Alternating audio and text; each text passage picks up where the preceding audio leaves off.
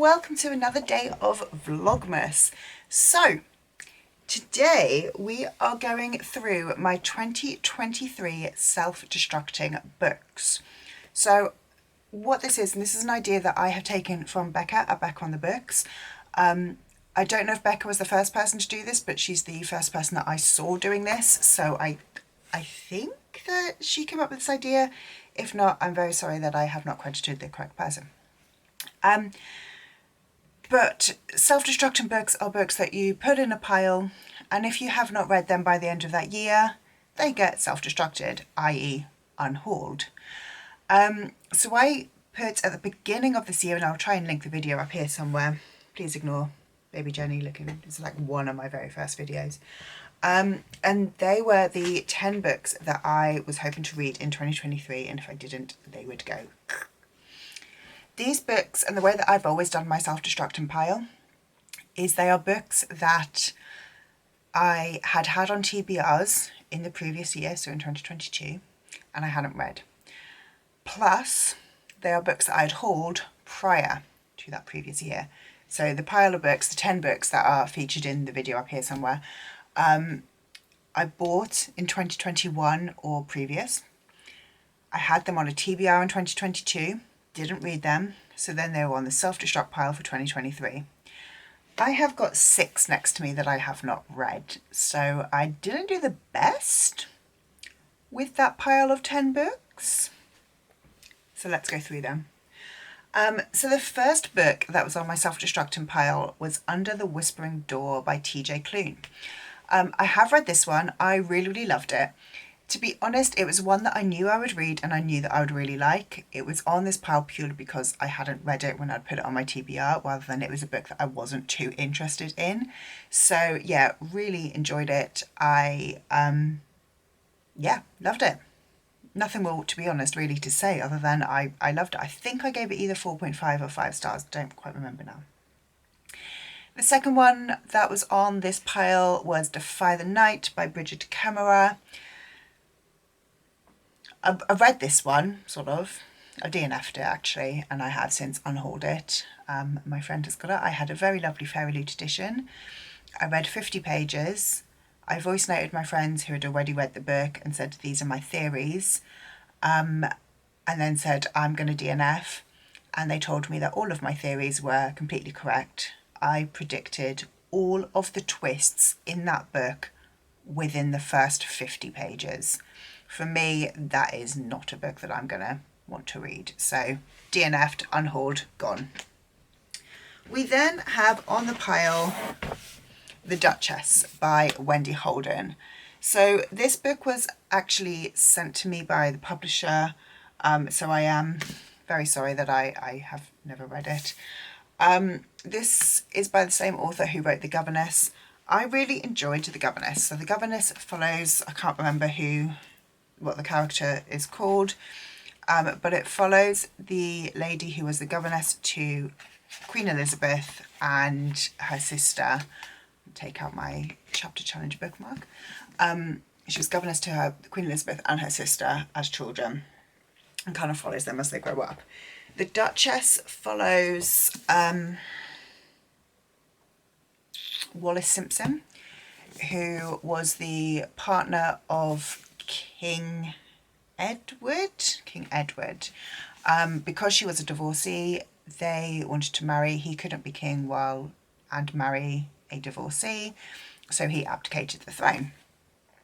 She's always painted as the villain. I do think this would be a really interesting book, but honestly, I'm not really reading historical fiction very much anymore, so I haven't got around to this one. It has not been one that I've kind of like been drawn towards at all year, so this one's going to go to a better home. We've then got Escaping from Houdini by Kerry Maniscalco. So this one is book 3 in the Stalk and Jack the Ripper series. In 2020, I read Stalk and Jack the Ripper and Hunting Prince Dracula, and I really enjoyed them both. I think I gave them both 4 stars. I liked them both a lot. I then this year, only like a couple months ago, started reading Escaping from Houdini, and I DNF'd that at about 100 pages, 150 pages. I just felt like if I had read that in 2020, after I'd read the other two, when I was reading a lot more YA, I'd have really liked it. But as it stands, I didn't. It's now at a point where I'm not really reading very much YA anymore. I didn't want to reread books 1 and 2. I wasn't really that interested in the plot or the characters. Like I said, I DNF'd. I have DNF'd the series and since unhauled that whole series as well. We've then got Echo North. Don't know who the author is, but the book is up here somewhere. That one is a middle grade. That is a West of the Sun, East of the Moon retelling. I've read that one. I liked it. It was cute. Not sure it was like the best book I've ever read, but it was fun. It followed Echo, who kind of somehow ended up in like a magical castle. I actually don't remember what the plot of it was, so it wasn't that great, was it? I think I gave about 3 stars. It was fine. It was fun. I'm glad I read it. We've then got The Familiars by Stacey Hall. So this is another one that I am a little bit sad about unhauling because, first of all, it is beautiful. Like, this is just such a stunning, stunning cover. This book was actually gifted to me as well. Amazon gift note. Thank you, Amy, for gifting me this book. I have read The Foundling by Stacey Hall and I really enjoyed it. I do still think that if I read The Familiars today, I would love it. But again, like similarly with The Duchess, I'm just not leaning towards very much historical fiction. I just don't think I'm going to pick this. I haven't leant towards this one at all. I haven't been drawn towards it at all year. I just don't think I'm going to read it. So it can go to a very much better home who will genuinely love this book. Next we have got Skin of the Sea by Natasha Bowen. So this book, I just checking if I don't have a bookmark in it. This book, I am a little bit sad that I haven't kind of like tried to pick it up. I met Natasha Bowen at the Cheltenham Literature Festival back in 2021. This book sounds really exciting. It is about mermaids who collect the souls of those who die at sea and bless their journeys home. So effectively they kind of like collect the souls of slaves who have died on the slave ships from Africa to the Americas. But I think it sounds like such a fascinating story. I am quite torn about getting rid of this one because I want to read it. But again, it's been on my shelves for, well, 3 years now. I'm not picking it up. It's been on my Self Destruct list for 12 months. I haven't even done a first chapter on it. While I think it would be fantastic, I think that there is going to be someone else who's going to love this book more than me. So this one can be unhauled. Next, I've got Pages & Co. Tilly and the Map of Stories by Anna James. This is the 3rd in the Tilly series. I've read books 1 and 2. In all honesty, I'm never going to pick up book 3. I actually have an ARC of this one on my Kindle. I have a NetGalley ARC on it. This one was published, I don't even know when. Published in 2020. Like, I've had an ARC for 3 years, over 3 years. I've had this book for probably 3 years because it's a hardback. I think I found this in the charity shop though. I liked books 1 and 2, but not enough for me to be really excited about continuing the series. I kind of was holding on to this one thinking that I'd read this one and then I'd stop the series. I wouldn't read books 4, 5, 6. But honestly, again, this has been on quite a few TBRs as well this year and I've not read it. So I know there will be someone who will really, really love this book and it can go to someone else. Next we've got Dark Matter by Blake Crouch. I don't want to get rid of this. Do you think I'm allowed to save? Maybe. I don't know why I've not read this one. So a couple months ago I did a vlog where I picked 3 books, which were Dark Matter, Turn of the Key and Queenie, which were all on my self-destructing list. Read the first chapters and decided I would continue reading the book that I was most excited by. I read Turn of the Key, that one's coming up next, spoilers.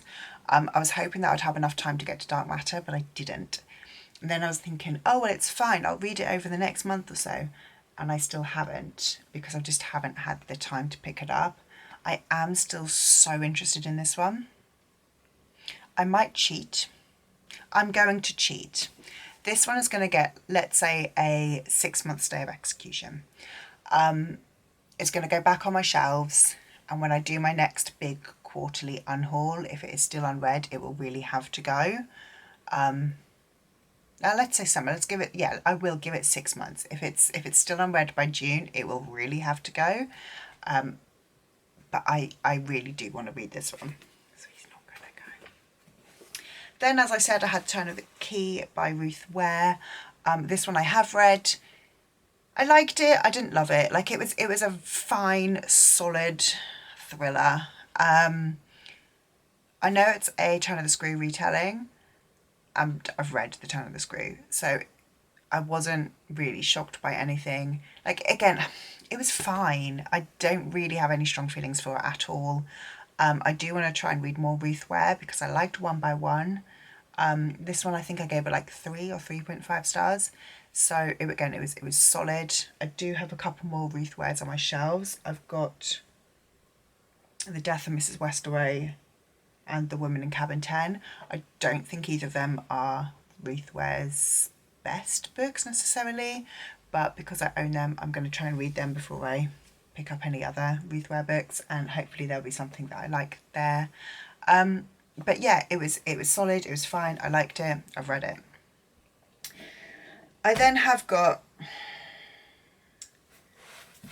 a naughty book, which is Queenie by Candice Carty-Williams. This one was meant to be unhauled at the end of 2022, and I gave it a stay of execution, and I still haven't read it, so it really needs to go now. I have no more excuse. Again, I read this one in my tri-chapter challenge, and it was the least intriguing of the 3 first chapters. Basically, I put this one back on my shelves because I read People Person by Candice Carty-Williams and I loved it. And everybody had said that Queenie is better than People Person. And I was like, I can see that People Person is fantastic, but that there is like room for improvement. So I was excited to read Queenie. Probably should have read it back in like May when I'd read People Person, but I didn't. So I do think Queenie has really got to go. Bye. So, of the 11 books that are on my self-destructing list, I have 5 here that I am unhauling. I read 5. 2 of them were DNFs, but still read 5, you know, attempted to read 5, and I've got 1 which I'm keeping naughtily. But let me know, do you do self-destructing books? What do you think of the ones that I have got rid of? Do you think I've made the right decisions? I mean, I'm getting rid of them anyway. Please don't tell me to read Queenie because it's been about 4 years and I have not read Queenie. And I know I really should have, but it's got to go. It is time. If you like this video, please leave me a like, subscribe down below, and I will see you tomorrow.